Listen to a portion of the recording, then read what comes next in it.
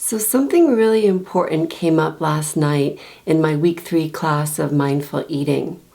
I had asked the students for the previous week to practice something called mindful snacking, which is when you reduce all distractions just for a couple of minutes at some point during the day, and you sit down perhaps with a handful of almonds and some grapes. And the practice is really to bring your awareness into the experience not only of eating the almonds and the grapes, but also to practice becoming really aware for any feelings or sensations that might be arising in the body while you're practicing. And one gentleman in particular shared something really interesting that came up for him.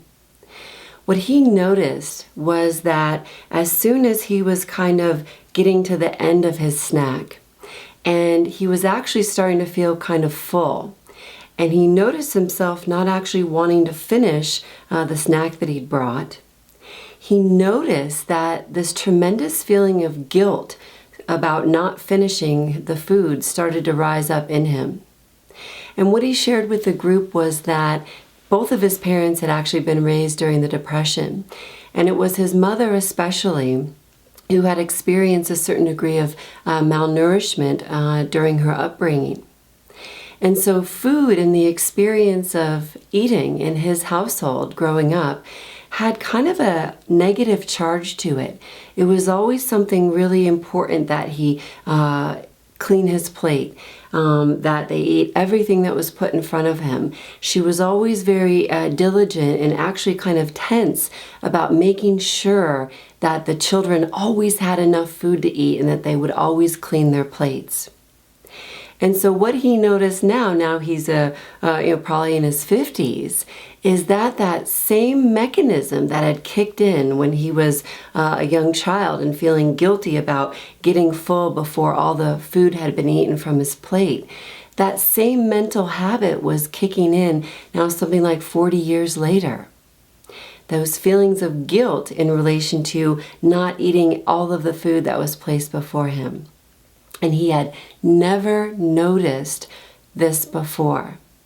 He had never been aware that this mental habit of guilt would arise for him when he would consider not always cleaning his plate. So the question that I asked him was, were these feelings of guilt serving him at this point in his life in relation to food? He answered before I could even get the full sentence out of my mouth, and he said, absolutely not. This is why I'm overweight, because I always have this strong need to clean my plate, even if I'm full.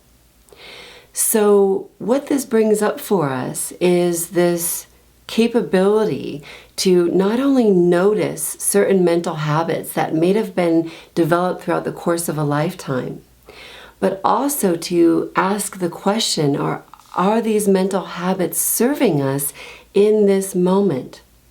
And if the answer is no, then we can move into a practice of letting them go.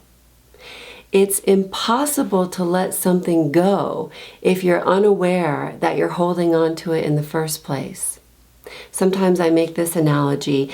If you've ever driven around with a parking brake on, it's absolutely impossible to intentionally take off the parking brake if you're unaware that it's on in the first place. And the same thing goes within the scope of the mind.